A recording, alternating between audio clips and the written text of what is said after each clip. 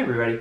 So today I want to do part 2 of my section on Greek philosophy in the historical analysis of my thesis on the ontological argument.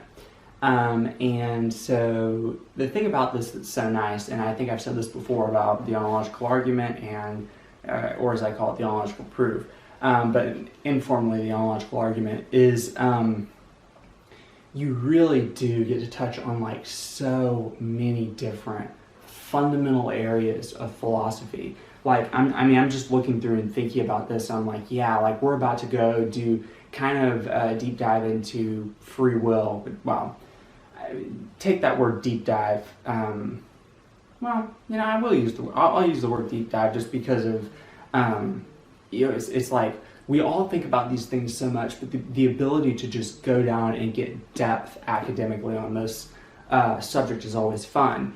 And so when I do this thesis on the ontological argument, it's not just on the ontological argument. It's like I throw in my opinions about free will, I throw in my opinions about like space and time and things of that nature. And while I don't develop them fully in this thesis, I do at least give them a nod, because the purpose of this thesis is not to prove the existence or non-existence of free will. It's not to talk about whether or not God has spatial attributes. Those are nice, and it's fun to give those things a nod and to some degree interact with them intellectually and academically, but the main purpose here is to really get nailed down, is the ontological proof valid? And I will just tell you straightforwardly, I think it is. I think it's 100% valid from a logical standpoint. And it's important that you hear that word logical standpoint, because when I got through with this, I was like, clearly, this is right. It's not postulating anything that's just beyond belief, or it's not making any assumptions or commitments that, that would be troubling. Of course, the only reason these assumptions would be troubling is if you're already closed off to the existence of God. If you're already closed off to the existence of God, it's like, okay, you shouldn't even really be doing this anyways, because if you're already just going to say, I'm not going to believe in God no matter what, right? With like, it doesn't matter what evidence you throw at me, I'm just not going to believe. It's like, okay, then there's nothing that we could, like that's not being fair. Like Christians or theists or literally any position could do that. They could just say, oh, well, I'm not going to believe in Islam, or I'm not going to believe in Buddhism. No matter what evidence you throw my way, I'm not going to be open to it. It's like, okay, but like, shouldn't we be talking about like whose evidence is stronger? I'm not talking about unnecessarily putting yourself in the way of harm, because I could think about, you know, some like person who's, I don't know, out of their mind, or like, I have evidence, you just need to, you know, do this stuff that's crazy. It's like, okay, that is different, all right? And I think everyone knows that that's not what I'm talking about. I'm talking about at least just within a degree of reason, okay, being open to evidence. And it's hard to do that sometimes, and sometimes it's not hard to do that, and sometimes it's a lot of fun. And hopefully, no matter where you start, or almost no matter where you start, this should be a fun thing that's enjoyable, that there should be a little bit of dialogue that can be able to go on here. The other thing is the reason that I really try to give these things some context is so that they're a little bit easier to listen to. That may or may not be the case, but it's already can be kind of dry if you don't kind of see, this is the motivation behind this is the motivation behind that. So if you don't see that, it can kind of already be dry on itself. So that's why I try to provide a little bit of context. But yeah, so hopefully I'm going to be able to get through, Diodorus Cronus, which is the second guy in Greek philosophy. So let's go ahead and get started. This should be, let's see what page it's on. It should be around page 15. Hopefully my eyes are not deceiving me, or the numbers are kind of shifted, so just down a little bit. So I think it's 15. It should be 15. That'd make a lot of sense. All right. So Diodorus Cronus, we don't really know when he was born, but then his death date is 284 BCE. And I put the little c before 284, so the little c dot 284 BCE. Okay, here we go. So, little is known about the ancient thinker commonly tied to the Nigerian school of philosophy. But much in the same way that Aristotle is characterized as the philosopher of peripatetics, so too is Diodorus named the dialectician of the Megarians. Interestingly enough, Diodorus actually interacted with many of the same modal notions as Aristotle. In so doing, he left his own mark on the history of modality and simultaneously gave rise to the formulation of other modal notions both inside and outside the Megarian school of thought. Inside, Diodorus had profound influence on Plato's construction of the modals, while outside, his other pupil, Zeno of Sidon, continued these methods in Stoic circles of discourse. Centuries later, the spearheading logician of time and tense, Arthur Prior, would also draw heavily upon Diodoran insights. Currently, however, the scope of this section shall be concerned primarily with the happenings inside the Megarian school, and only brief asides shall be given to impacts outside the school. The slightly burdensome problem that none of Diodorus' works are left in existence, combined with the rather intriguing fact that he was most frequently referenced Megarian, leaves contemporary scholarship in a rather inquisitive mood with regard to many of the facts around his life. So even details as simple as his surname, Cronus, bear with it feelings of ambiguity. And then footnote 23, originally said to be Diogenes Laertius. There are multiple tales as to why he changed it, but none are philosophically significant. All right. So, moreover, the number of students that Diodorus motivated was so wide-ranging in variety that some scholars have even tried to assign Aristotle to the domain of that region. The instinct for this move lies largely in Theta 3 of Book 9 in the Metaphysics, where Aristotle says, quote, "There are some who say, as the Megaric school does, that a thing can act only when it is acting, and when it is not acting, it cannot act." And then I quote Aristotle and Hippocrates. I want to say Hippocrates, but it's Hippo. Oh my gosh, my tongue is not letting me speak here. Hippo, Hippo, Crates. Now, however you really pronounce that, remains to be seen. And it's George Apostol. So Hippocrates is probably his last name or something. He was probably the translator. And then Metaphysics is the book. Bloomingburg, Indiana University Press, 1966. How do you like that? I'm reading through all the footnotes. That's okay. All right. So that was footnote 24. So, okay. The thought here is that this text is referring to Diodorus' famous master argument. Okay, a better explanation, however, would place him closer to the influence of the Stoics and their thoughts on modalities. The fact that Aristotle referenced the Megarics would then be attributed to an ancestor argument in the Megarian tradition, right? So it doesn't necessarily have to be the master argument. And then I said preceding that of Diodorus. And footnote 25, some likely candidates would be the lazy argument and the mower argument. Despite the excitement that fuels debates around the facts outside Diodoran thought, the drama that lies within the context of this work is equally entertaining. Okay, so the first body of work that is of interest to the modern academic is the Diodoran advances of modal and conditional logic, completed in turn with Philo the logician. While Philo studied under Diodorus, he didn't always see eye to eye with the whims of his master. In fact, on the nature of conditionals, they were deeply divided. For the purposes of this investigation, only modal matters will be of relevance. Thus, even though their structure was not exactly the same, they still came to terms with many of the same modal dogmas. Henceforth, a brief comparison shall be given of Diodoran and Philonian modalities. Common to their notions of modality was the typology they laid out for discussing modal methods. Both distinguish distinguish the four modalities: possibility, impossibility, necessity, and non-necessity. And then footnote 26, this is from S. Bobbsey in 1993, Crispus Modal Logic and its relation to Philo and Diodorus. So that's probably pages 63 through 84. It's important to note that the notion of contingency in this framework is a separate matter which embodies possibility and non-necessity. Thus, X is contingent if X is first possible and second not necessarily true. The difference between the two lies in the way they define their terms. For Philo, modality was a matter of, quote, internal consistency, end quote, and in the way that, quote, every proposition is either incapable of falsehood, parentheses necessity, or incapable of truth, parentheses impossible, or capable of both, possible, okay?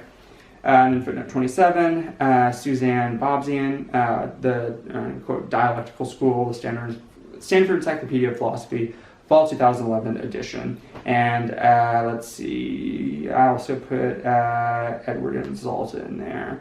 He might have been another author, or like he was the editor, I guess, is what this looks like.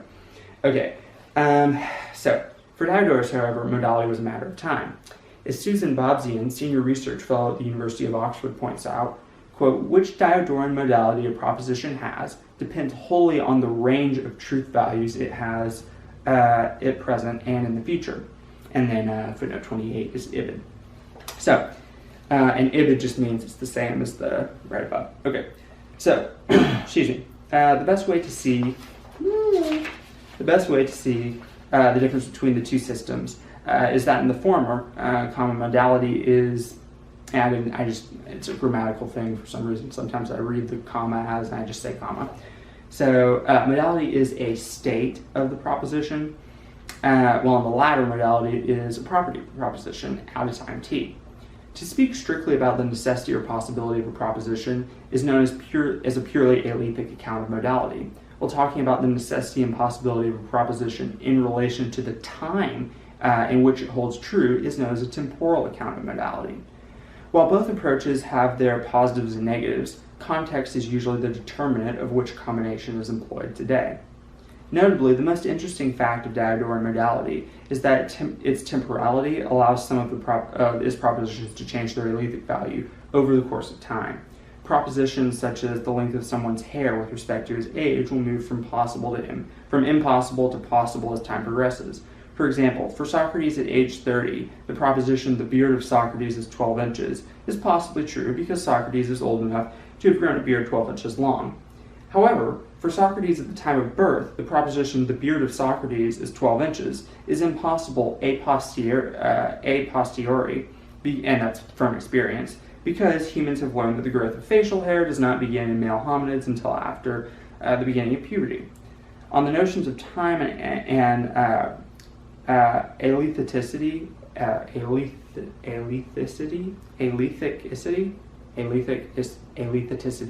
whatever. Therefore, it can be concluded that Diodorus is appropriately down to earth. On the contrary, the Diodoran account of tense in the scheme of time proves more challenging in his modal theory. According to the New World Encyclopedia, quote, Diodorus also distinguished between propositions in the present tense and propositions in a tense of completion, and observed that it is possible for propositions like the latter two, in a sense of completion, to be true, without there ever having been a time at which a corresponding one of the former type was true. And then footnote 29, I say Diodorus Cronus, New World Encyclopedia, and I accessed it November 26, 2016. All right. To be clear, Diodorus is not talking about different propositions with different tense assignments, such as Jane marries John and Jane bore the child whose father is John, but the same proposition, such as Jane marries John and Jane married John. And what he is saying is it's possible for the statement Jane married John to be true without there ever having been a time at which the statement Jane marries John is true in the present. To the mind of most, this doctrine is particularly perplexing and does not seem to flow well with the rest of his statements about time and modality. Thus, seeing as Diodorus was such a commonsensical chap, that's a David Lewis reference, we can only hope that his real words were lost in transmission. So yeah, it's like I was kind of referencing, I think that was maybe a talk that Robert Stallnacher gave was kind of giving about David Lewis, and I was kind of referencing that kind of wordplay there with commonsensical chap. That's why I went for the David Lewis reference. But yeah, this doesn't seem right. This is like maybe we lost something in transmission here. Now let's keep going. So perhaps the most crucial reason to take interest in the modality of the dialectician is that he included a gem most logicians tend to leave out. a clever but carefully crafted argument in which to apply his modal methodology. The argument being referenced is, of course, the famous master argument that captivated crowds at dinner parties and of which the famous historian Callimachus wrote the epigram, "Even the cows on the roof caw about the nature of conditionals." Footnote 30, see the following sources, and then I just list the sources. All right. The appeal that drew members from the academic and noble communities was the argument's blinding simplicity, coupled with its daring conclusions. If true, the master argument of Diodorus Cronus would confirm the fatalistic suspicions of the philosopher in Chapter 9 of De Interpretation. Using temporal accounts of the modals, he could formulate statements that had deterministic leanings. For example, his two most famous statements regarding the matter were the following inverses. Everything that either is or will be true is possible. Everything that is possible either is or will be true. The first statement is obviously true and more or less amounts to the idea that everything that is actual is possible. The Hellenistic philosophers were in no need for proof of its validity, and there is virtually no one in all of antiquity who has opposed its truth value, with the exception of Spinoza. All right. The second statement, however, goes directly against our modal intuitions and is therefore in need of more backing. To lend credence to the veracity of the second statement, Cronus proposed his linguistically perspicacious master argument. How do you like that? Perspicacious. All right. Unfortunately, and rather ironically, due to the passage of time, not all of the premises are available to modern logicians. The longest passage in existence is from I haven't looked at this in a while, Epictetus, in which he states the argument as follows. The master argument seems to have been developed from the following starting points. There is a general conflict between the following three angle bracket statements. 1. Every past true angle brackets proposition is necessary. And 2, the impossible does not follow from the possible. And 3, something is possible which neither is true nor will be. Being aware of this conflict, Diodorus used the plausibility of the first two and then angle bracket statements in order to show that for nothing is possible that it neither is or will be true. And then 31, I just cite the Cambridge History of Hellenistic Philosophy. Okay, what stands out about this passage more than anything is the noticeably ill-formed trilemma that leads to the conclusion that, quote, nothing is possible that neither is nor will be true. In a spirit of grace to Diodorus, and judging from what is known about the argument, it is highly likely that some of the premises have been left out by the author due to their obvious nature. The problem is that trying to add premises back into the argument only makes it more complex. While complexity is not bad in of itself, it does gash the argument upon Occam's razor, as well as lean away from what scholars have said about the argument's simplicity. Therefore, the best formalization needs to hit a sweet spot between perfect comprehensibility and perfect extensional accuracy. Such a theory is hard to come by, and seeing as formalizations become incredibly complex within the space of only a few lines, a long conversation about their progress will be foregone in this section. Instead, an extremely brief treatment will be dealt to each of the interpretations presently held, and an outline will conclude the victorious model. Broadly speaking, there are 5 different interpretations of the master argument in contemporary historiography. And then footnote 32, I list these 5 interpretations, and I list the years, the persons in the years.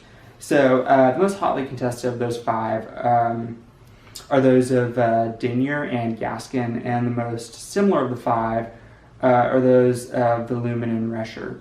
The main difference between Volumen and Rescher is the presence of indexicals between their arguments. The interpretation, however, that has gained the most applause is that of the pioneering logician of time and tense, Arthur Prior. Prior's interpretation of Cronus began with his 1955 work entitled Diodorus Modalities and culminated in his 1967 book Past, Present, and Future. For Prior, Diodorus acted like a goddess muse who inspired his work on tense logic formalizations, and thus interpreting his idol with delicacy and respect became his highest concern. And there I'm using metaphors. In the years following 1955, Prior produced what has become a simple yet elegant interpretation of the master argument. And then I cite his Diodorus Modalities paper in 1955. So it's important to note that in Pryor's work, all of the premises are formal, but for the purposes of clarity, a brief translation from the formal to the crude will follow. Now, let me just check the camera time.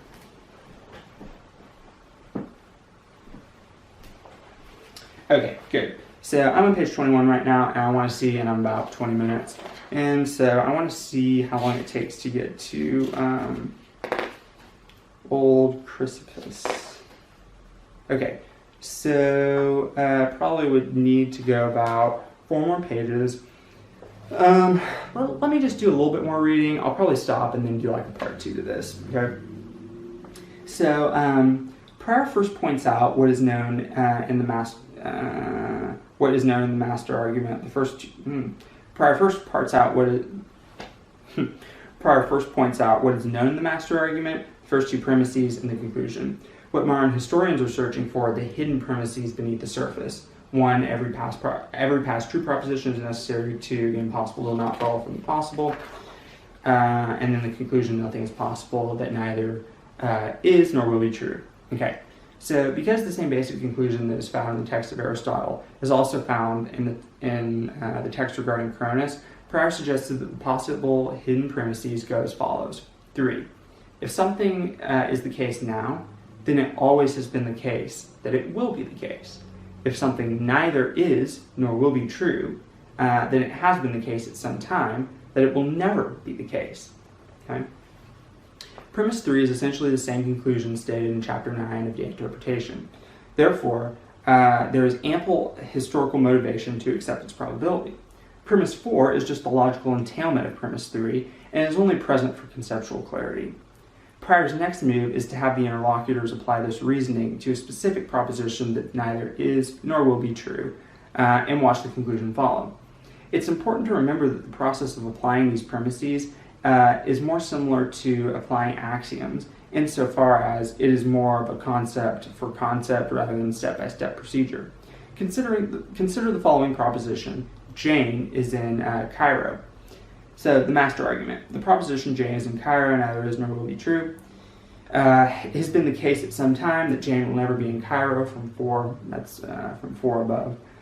So the proposition that it has been the case at some time that Jane will never be in Cairo is necessary, from 1. The necessity of a proposition is equivalent to the impossibility of its contradictory. That's just basic logic. The proposition that it has always been the case that Jane will be in Cairo at some time is impossible, from D.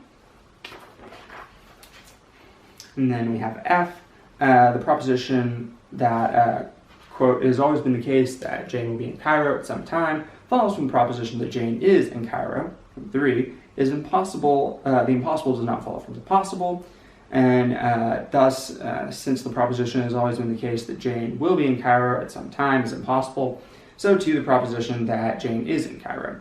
And then the conclusion is, therefore, the proposition Jane is in Cairo is impossible. All right.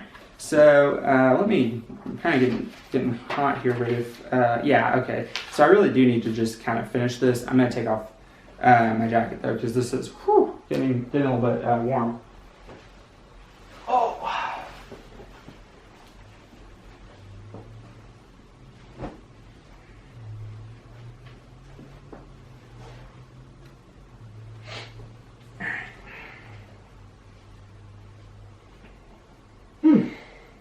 Getting down to the nitty-gritties. Alright. So,